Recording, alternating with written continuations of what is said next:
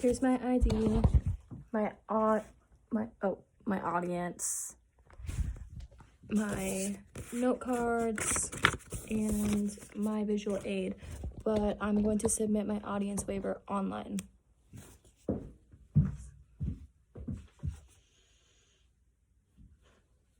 So we've all been to a zoo before, whether it was with our family, our friends, or with our preschool class on a field trip. Zoos are an American pastime, a favorite American pastime, and it's part of our culture, really.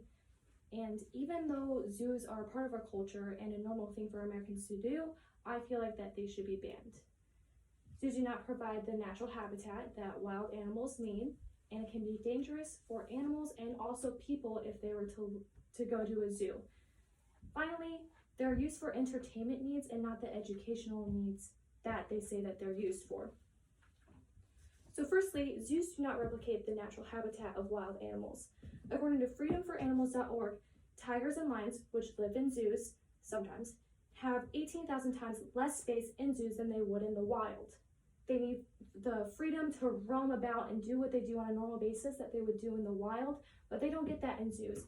They're in these tight enclosures that sometimes don't even replicate their actual natural habitats, and they're not in the normal climate that they normally would be.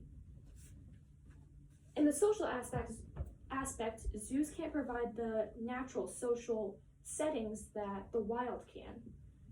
Safe.org says that animals have the opportunity to form family or social groups, choose a mate, and decide when and where to eat when they're in the wild. But in zoos, they don't get to choose when they eat. They're fed at certain times during the day, and then they're forced to be in these social groups based on who's in their closure and who they're living in captivity with. Because they are living in captivity in these unnatural environments and these enclosures in zoos, they tend to be stressed or bored, and you can see it when you go to the zoo. They sway their heads and they pace back and forth and they squish their tails.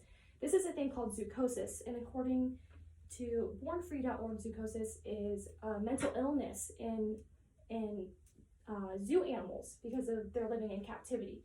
You also see it in jails and prisons when people are depressed because they're living in captivity. So you can relate that zoos are jails for animals. Zoos can also be dangerous for humans and animals at the same time. Over 26 years, 256 Americans have been injured due to zoo animal altercations. There's also been 33 dead Americans due to zoo animals, and this was according to Rover.com, which is credible because they gave me no bias in their article.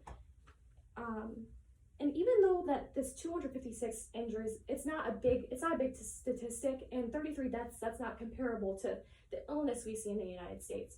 But it's still 256 people that wouldn't have been injured and 33 people that wouldn't have died because of zoo animals. And some of them did provoke the animals. Some of them were treated unsafely in these zoos where they died and were injured. And this could have been prevented if zoos were not a thing. There was also the instance of Harambe, where a little boy fell into an enclosure and this gorilla picked him up, carried him through the water, and the little boy's life was at stake in this situation, and also Harambe's because he died and it caused a global controversy. This wouldn't have happened if zoos weren't a thing, if zoos were open to the public. If zoos weren't open to the public, people wouldn't put their lives at risk to see these animals in captivity. These animals, who wants to go see an animal living in captivity, sad from depression, zoochosis, and not in their natural habitat?